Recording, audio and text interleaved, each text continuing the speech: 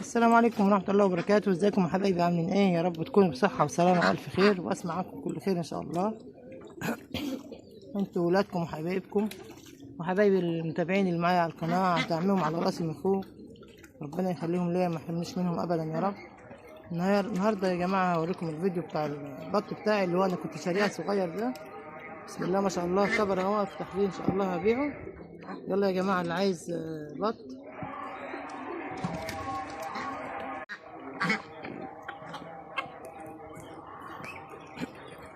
اهو يا جماعه البط بتاعي اللي انا ان شاء الله خلاص، يعني هو كده البطه بقت 3 كيلو و2.5 باذن الله. هفتح فيه بيع هبيعه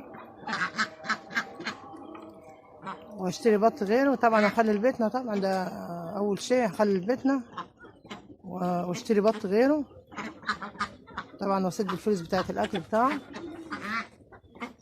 اللهم صل على سيدنا محمد. بصوا اهو بسم الله ما شاء الله، البطه حجمها صلاه النبي عليه حلوه كبيره.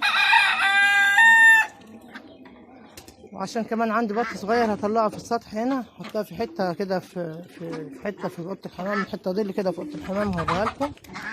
بسم الله ما شاء الله.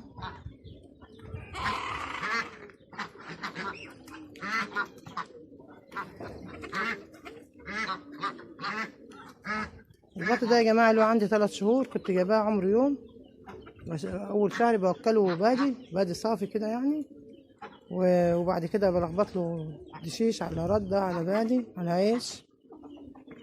بسم الله ما شاء الله، هو شكله نضيف وشكله حلو، والبط واكل حلو بسم الله ما شاء الله عليه. ان شاء الله هخليه وابيع الفاضل.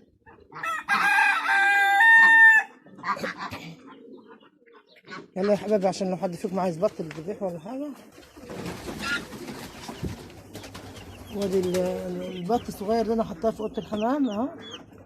اللهم صل على سيدنا محمد. البط ده عمره برضه شهرين، بس ده بط بلدي، بط سوداني بلدي. هطلعه في السطح من بره، عشان برضه في بط صغير هحطه مكانه ان شاء الله. ودي الاوضه بتاعت الحمام، عامله فيها الحته دي اللي فيها ايه للبط، واخده حته كده على ناحيه صغيره كده وعامله فيها حاطه فيها البط ده. طبعا البط بيحب الفرشه وبيحب النظافه وبيحب كل حاجه كده تبقى نظيفه، عشان البط البلدي ده حساس بيتعب من اقل شيء. حط له في الميه خل وتوم وبصل. بسم الله ما شاء الله عليه اهو. اللهم صل على سيدنا محمد. يعني لما اخلص بيع في البط اللي على السطح ده،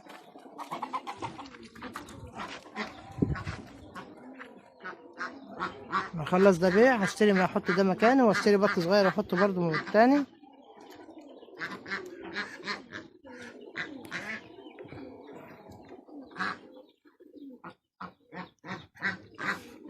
لازم يا جماعه ست البيت تبقى مدبره وموفره، تبقى في عندها حتى كده اكتفاء ذاتي في بيتها ان شاء الله. اهو بط وز فراخ روم، اي حاجه بتعرفي تربيها، اي باب رزق تعرفي تعمليه لاولادك ولبيتك اعمليه. ست البيت طالما مش موظفه لازم تبقى تتدخل برضو دخل البيت زي الموظفه بالظبط. وربنا يا رب يوفق الجميع ان شاء الله. وشوفوا الفيديو بتاعي ده يا جماعه كده وقولوا لي ايه رايكم، واشتركوا لي كده في القناه اللي مش مشترك. اللي ما عملش لايك بالله عليه يعمل لايك. اللايك ده مش هياخد يعني ثانيه واحده، عشان كلنا كده ان شاء الله نفيد بعضينا. ربنا يا رب يخليكم ليا، ما يحرمش منكم يا رب. السلام عليكم ورحمه الله وبركاته.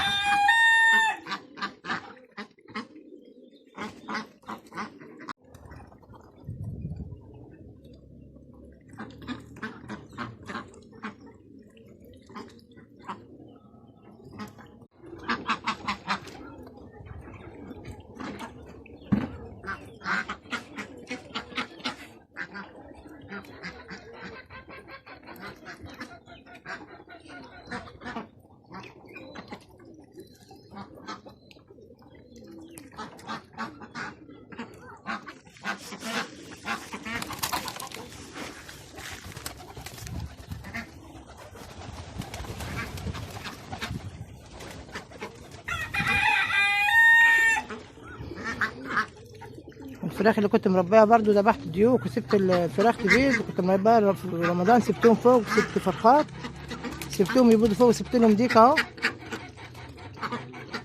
بسم الله ما شاء الله، اللهم صل على سيدنا محمد، اللهم صل على النبي. هلم البيض بتاعهم.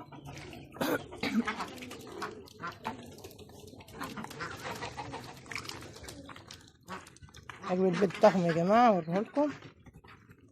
اللهم صل على سيدنا محمد.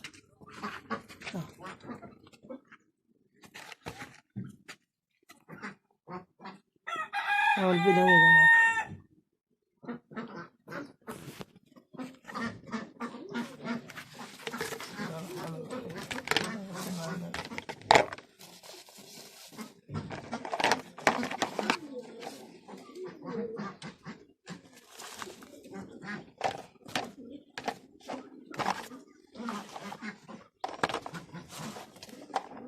انا لازم اسيب لهم واحدة عشان يبيضوا عليه.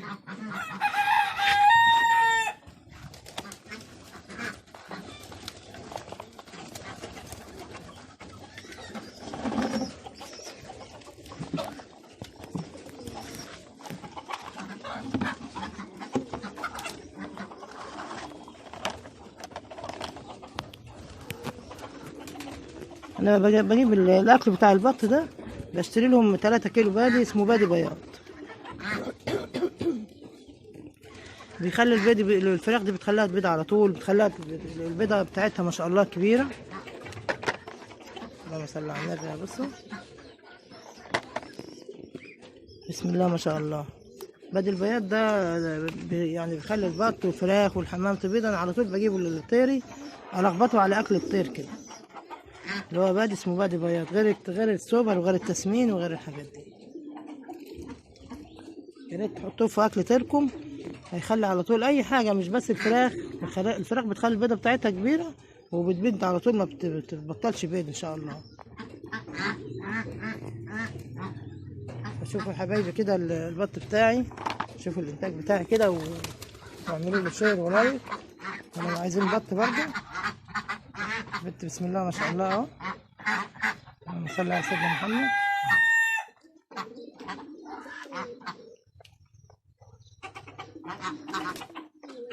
انا عايز ان شاء الله الفيديو ده يجيب احسن،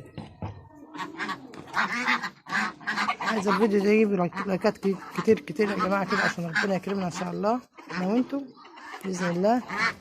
قولوا لي ايه رايكم في الانتاج بتاع البط بتاعي، ان شاء الله هصدره كده باذن الله فرنسا ان شاء الله. ايه رايكم؟ يلا اللي عايز بط يبعت لي، انا اوديله لحد عنده ان شاء الله. بسم الله ما شاء الله. السلام عليكم ورحمه الله وبركاته.